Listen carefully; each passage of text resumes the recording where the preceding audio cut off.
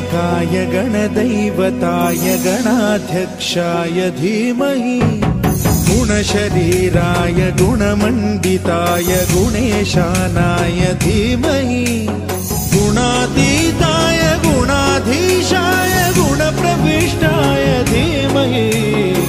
एकदन्ताय वक्रतुण्डाय गौरीतनयाय धीमहि गजेशानाय भालचन्द्राय श्रीगणेशाय धीमहि एकदन्ताय